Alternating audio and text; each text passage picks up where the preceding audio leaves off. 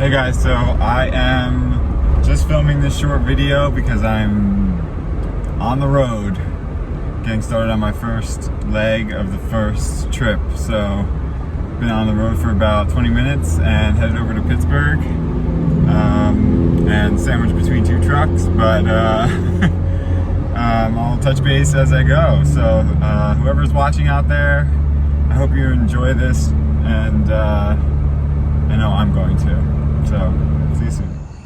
So I have already pulled an audible on this trip, second day. First day didn't go quite as planned, but that's okay. I happened upon this campgrounds, Friendship Camp. Figured why save the camping to the second week? Why not just do it the second night? So right along this pond here, and I'm gonna just start setting up my tent. Got the battery running for the AC for Bengal, and she seems to be okay. In fact, I think she didn't want to turn around. Neither did I. So let's see how this goes.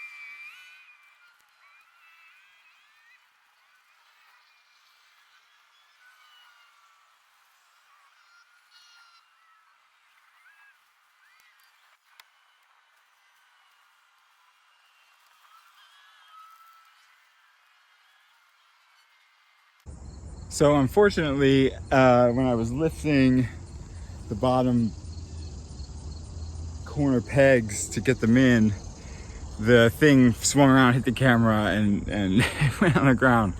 And I didn't even realize it till just now, but I was able to do it by myself.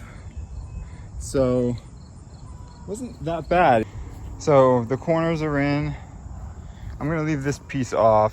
I don't think I'll need it. Bangles in there, trying to figure out what's going on. But as you can see, I have to strap the inside. I'm gonna be sleeping in the back, but I wanted it for my feet, and just to try it out. But I have this one. I'm still not sure what to do with, to be honest. But the rest are hooked up to the wheel guard. And I got the dad, appreciate this, wing guards, windshield wiper connection over the top. And then we got the other one on the wheel there, and I started hooking them onto the hubcap, which seemed to be a good spot to land it. Muffler's out, as you can see, I think. Yeah, and pegs have come out, so it's a little hot. I think what I can do is I can still shut the Jeep,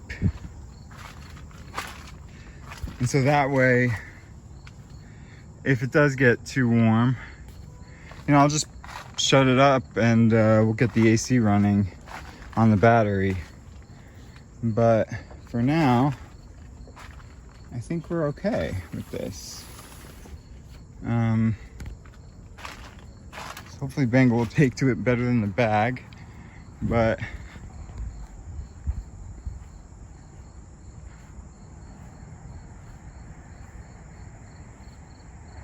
first campsite with the Jeep. It's big, but it's manageable for how large it is.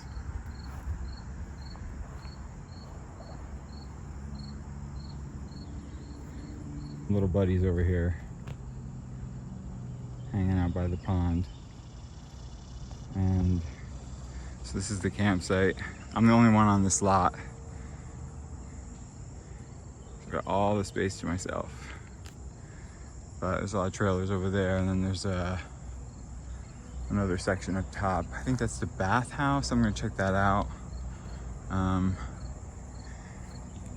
get some water. But so far so good. Tomorrow is the first Alanis concert in Cincinnati, so I'm gonna be having about a 6-hour drive, and then probably get a hotel tomorrow. So she's in a room, and then moving on to the next show.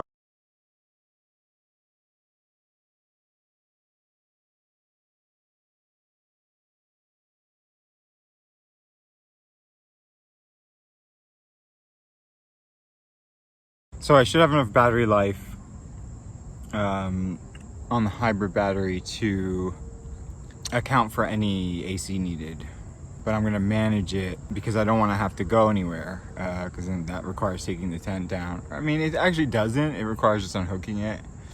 In fact, I spoke too soon. Now that I think about it, I really could just pop that connection off, zip it up, and drive to the gas station. So I might not be too conservative with it. Regardless, I'm gonna just try and target one tomorrow to charge, maybe by the hotel, because it'll probably take 2 hours, and go from there, kind of winging it at this point. That's the plan. I'm probably gonna set up a table in there tonight, or when it's still light out this afternoon, and do a reading, and we'll see what the topic's gonna be. I'm gonna go for a walk around this campgrounds, maybe get inspired for what it should be about, though I have some idea. So I just closed the trunk and put the car on battery electric only. Got a great spot there. And so it's running. I manually locked the door, the front driver's side door. As long as the driver's side door is unplugged from the automatic lock component, it can be locked manually, and then the car doesn't realize the keys aren't there or that you're not in it, and so it can run on the battery. So as people use the hybrids for traveling to work, commuting, but I'm using it to keep the ankle cool when I leave. So Jeep's locked up. I'm going for a walk. Got this beautiful water bottle. Shout out to my mom. Brilliant idea. The thing does not ever get warm. I mean,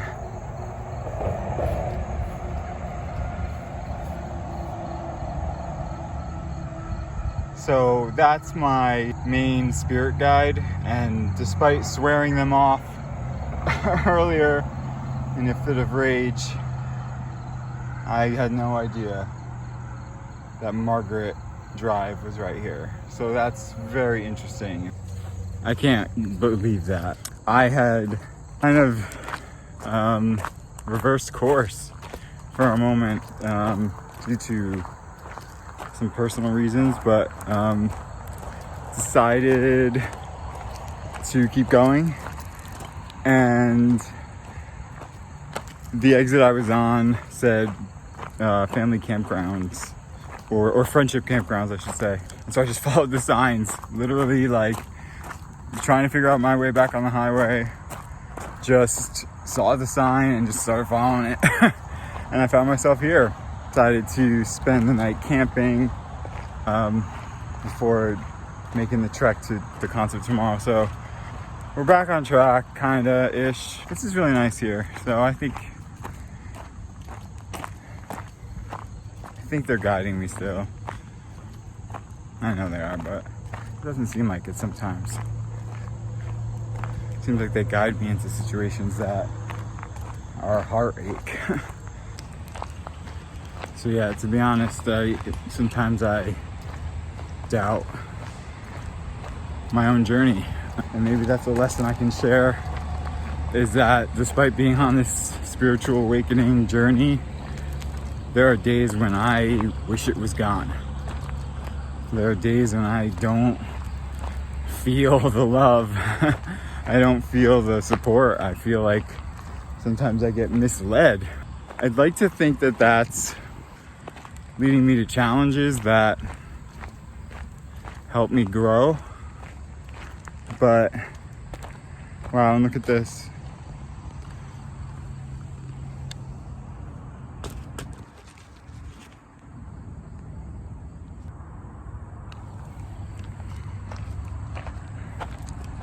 So although I swore them away and said no more animal guides and screw this, the animal guides are still showing up. So sometimes it's just hard to keep pushing forward when you keep getting pushed back down, or when you think something is going to go a certain way and then it even is guided that way. I swore off animal guides and signs, and there's one for you right there. So this journey is a pain sometimes, and I don't know why it seems to lead you in a direction that you hit roadblocks constantly. And I don't know, I'm at a loss today, because something that I thought was, and that I was guided, that it was going a certain way, seems to not have been going that way.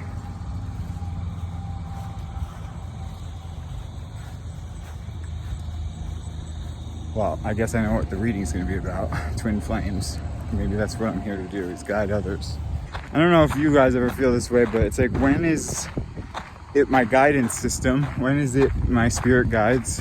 When is it divine, divinely guided thing? And when is it my impulsiveness?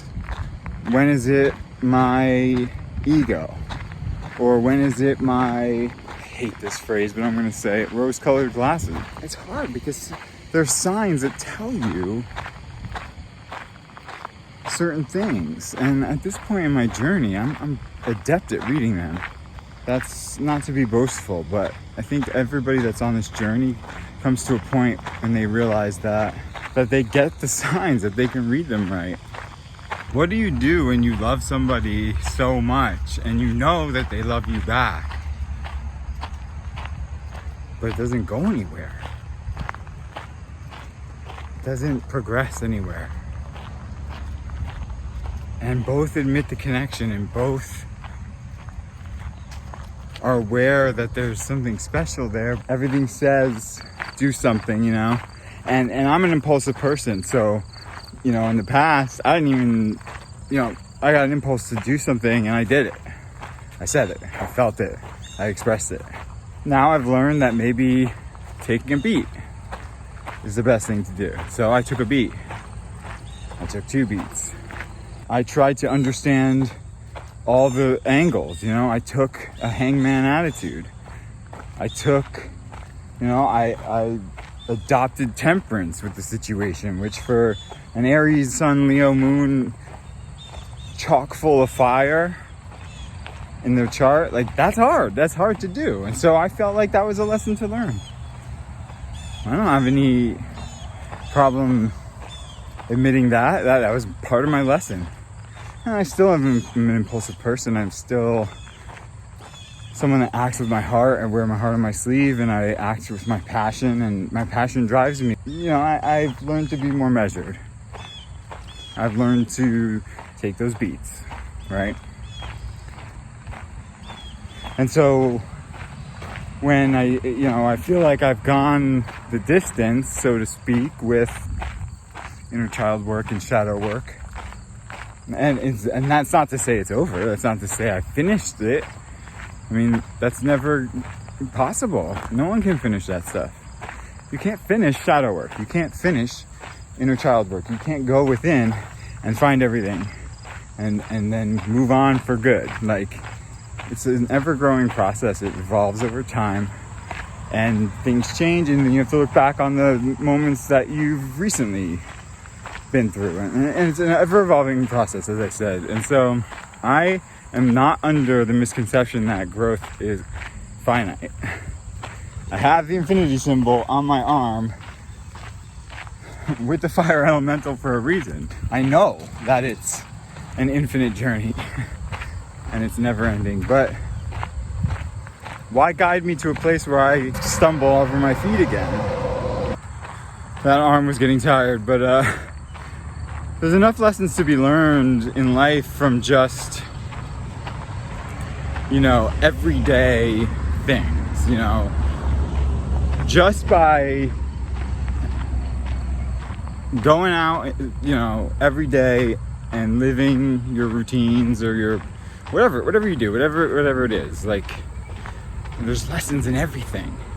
And so when I feel like I'm being guided to stumbling blocks, not guided through lessons, which I welcome and I'm grateful for.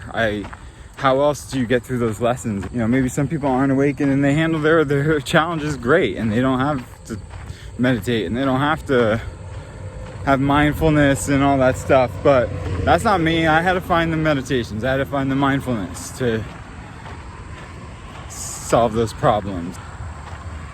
I welcome the guidance when I stumble. But why does the guidance sometimes lead me to the stumble? So if I make a mistake in life and then I meditate and I go within and I figure out why I made that mistake, why I sold myself short, why I didn't own up to something, why I didn't, act a certain way or say a certain thing, and not to beat myself up, but just to learn the lesson. And then I meditate and I find the answer.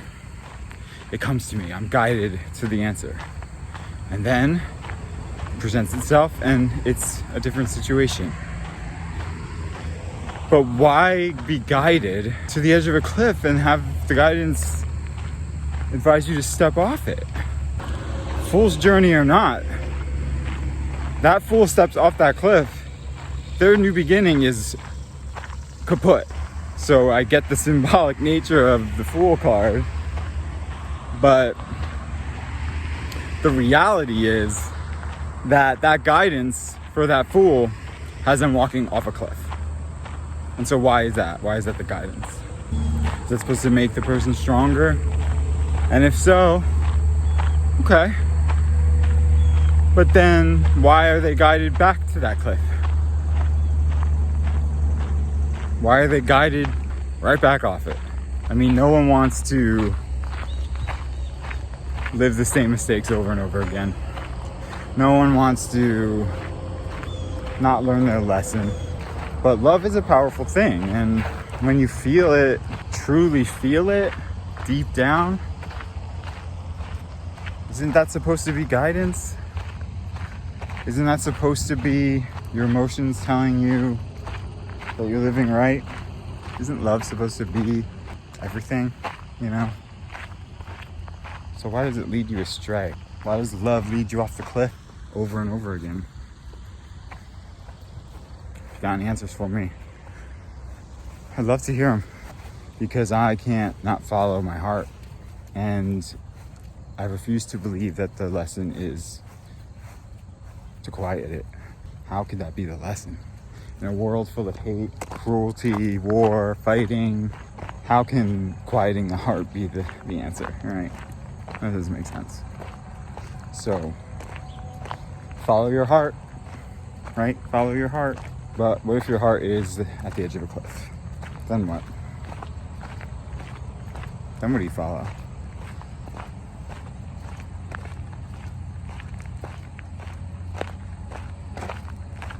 I don't know.